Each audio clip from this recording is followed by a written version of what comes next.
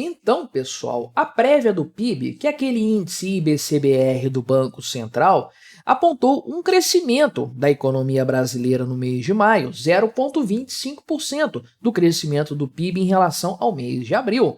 Um resultado positivo, portanto, a economia cresceu, a economia se desenvolveu, não é mesmo? Só que isso veio abaixo das expectativas do mercado, que apontavam para algo ali na casa de 0,30% de crescimento econômico no mês de maio, né? Isso aqui é uma boa notícia, uma má notícia, uma frustração, um desapontamento?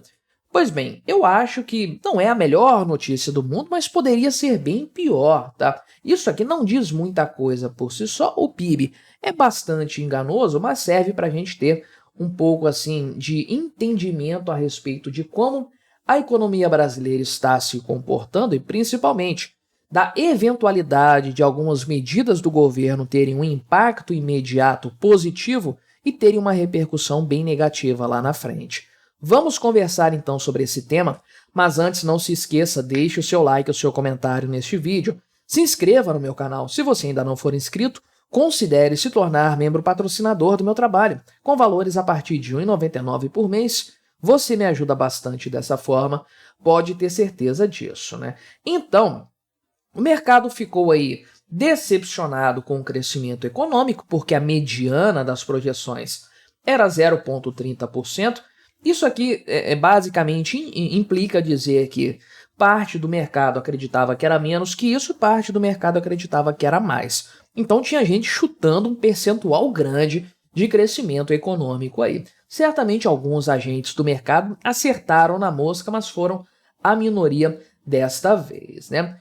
Lembrando, esse índice aqui, o IBCBR, né, o Índice de Atividade Econômica do Banco Central, é chamado de prévia do PIB porque ele vem antes do resultado oficial do IBGE a respeito do crescimento econômico brasileiro, mas geralmente ele dá uma boa indicação do que vai ser o PIB de fato, né? O pessoal gosta de usar esse indicador por conta desse motivo e desse histórico dele. Não obstante isso, ele é corrigido com uma certa regularidade. Por exemplo, abril, eu acho que até fiz um vídeo na época a esse respeito, né?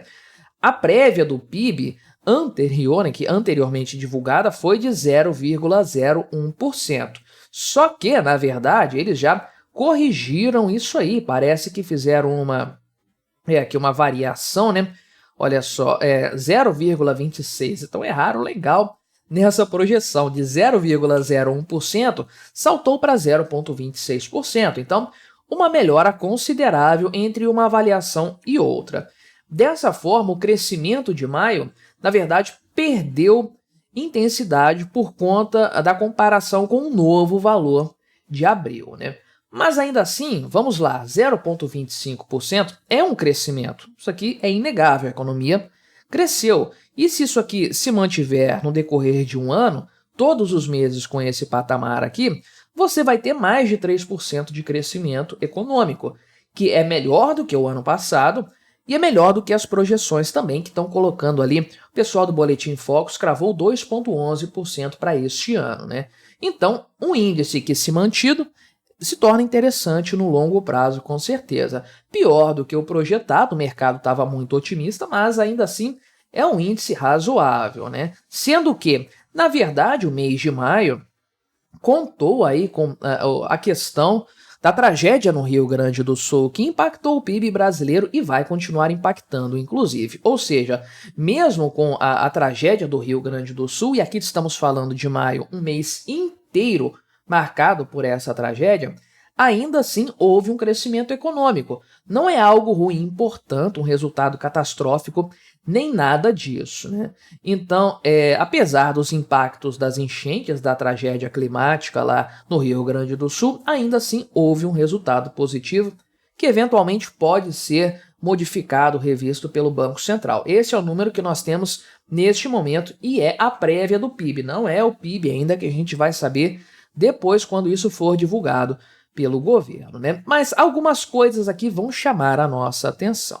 A primeira delas é o acumulado. Isso que é importante para você medir uma variação econômica de longo prazo, né? Não apenas um resultado pontual de um mês que não indica muita coisa Essa é a verdade. Então, não sei como é que o pessoal chegou nesses números, nessa comparação. A parada é um pouco bagunçada quando a gente leva em consideração aqui o que o pessoal usa de dados, etc. Né? Mas, então, tem uma análise aqui comparando com o mês de maio, que aponta um crescimento de 1,30%. Não sei como que chegaram nesse número, porque o acumulado de 12 meses é de 1,66%. Né? Acredito que esse acumulado de 12 meses já exclui o maio do mês anterior. Se você contar direitinho, você vai ver que começa 1º de junho de 2023 até 31 de maio de 2024. Então, provavelmente pegaram o PIB, né, o IBCBR, no caso, aí, a prévia do PIB de 1 a 31 de maio de 2023, compararam com 1 a 31 de maio de 2024, deu uma diferença de 1,3%. Comparando 12 meses, 1,66%. Aqui que a coisa começa a ficar um pouco interessante, né? Ou deixa de ficar interessante. Estamos falando de um ano fechado, 1º de junho de 2023 até 31 de maio agora de 2024, em que a economia cresceu 1,66%. Não cresceu nada, isso aqui é um resultado bem pífio, né? Praticamente a metade do que houve de crescimento econômico em 2023. E muito disso aqui se deve ao péssimo segundo semestre da economia brasileira no ano passado, um desastre completo. A economia andou de lado, não houve crescimento econômico em metade do ano passado, uma coisa impressionante de fato, né?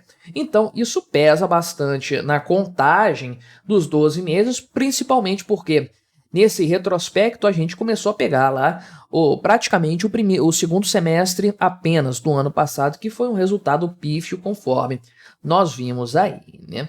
Em comparação, 2024, o resultado acumulado já é superior a 2%, 2,01%, ou seja, só os 5 meses agora de 2024 estão melhores do que um retrospecto de 12 meses, né? Ou seja, teve uma queda da economia nesse período, medido pelo IBCBR, tá? O resultado do PIB lá, por mágica do Márcio Postman, ficou zerado. Tenho para mim que houve recessão. Tivemos 2 trimestres de recessão, pelo menos o que caracterizaria recessão técnica, mas o martelinho de ouro do Márcio Postman fez o trabalho dele ali e evitou esse cenário que seria muito ruim politicamente para o Lula, sem dúvidas, né? Então, o pessoal aqui aponta para 2,11% o crescimento do PIB deste ano. Não está muito longe disso não, tá? Isso aí fica uma coisa assim até bastante crível, bastante factível, com base nisso que nós temos visto aqui. Obviamente, né? Se o segundo semestre deste ano for tão ruim quanto o do ano passado, a gente meio que já chegou aqui no máximo, né? Até onde dá para ir com a economia brasileira este ano. E vou falar para vocês, a gente pode se dar por satisfeito nessa história. Se está crescendo ainda a economia, a gente está no lucro. Essa é a verdade com esse desgoverno que nós temos aí.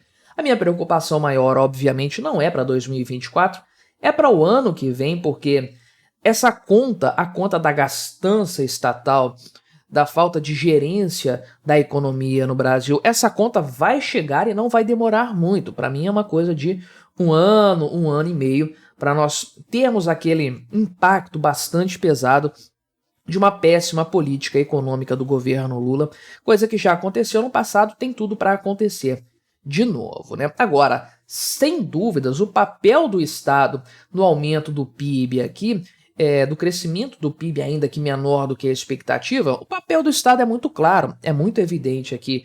Não como fomentador da economia, fazendo o que é certo, nada disso. Colocando dinheiro, despejando dinheiro na economia. Pense nos precatórios, por exemplo, que foram muito importantes para os números de crescimento do PIB nos 2 primeiros meses deste ano, porque o governo despejou uma montanha de dinheiro ali que foi impresso do nada. É fácil pagar precatório desse jeito, imprimindo dinheiro do nada, né? Porque o governo se endividou para isso, só o déficit primário foi 230 bilhões de reais, o acumulado aí nominal em 12 meses, 1 trilhão de reais, boa parte disso aí, se não a maior parte, precisou ser impresso do nada, a base monetária foi lá para cima, despejou-se essa grana toda no mercado, obviamente que o PIB vai ter um crescimento, o pessoal gastando dinheiro, produtividade crescendo, aí, economia circulando e tudo mais, né? Só que isso não é sustentável no longo prazo, não tem isso para ficar fazendo sempre para dar um up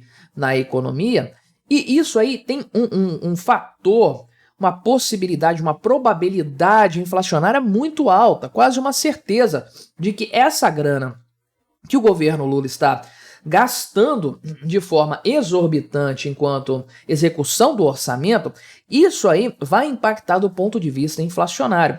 Muito dinheiro circulando na economia, fazendo parecer que a economia está aquecida de alguma forma, quando na verdade não está. É apenas uma armadilha em que nós vamos cair ali na frente. E ainda assim, é um resultado econômico que não empolga. Ninguém está falando que o Brasil está voando, está bombando, até porque o pouco resultado positivo que se tem de um lado, um PIB um pouco melhor do que poderia ser, né? Poderia ser uma tragédia. O desemprego ainda controlado, esses poucos dados são piorados por uma deterioração da questão fiscal, aumentos sucessivos de impostos, é todo dia uma história dessa diferente, e a subida do dólar que acaba bagunçando por completo o orçamento do brasileiro, prejudicando preços internos, enfim. Para cada boa notícia que o governo Lula consegue apresentar, sabe-se lá como, nós temos 2, 3, 4 ou 5 piores para nos fazer ficar de cabelo em pé e temerosos pelo futuro econômico do país. Mas me diga aí, o que você achou dessa minha análise? Colabore com o nosso debate, se inscreva no meu canal se você ainda não for inscrito e até a próxima.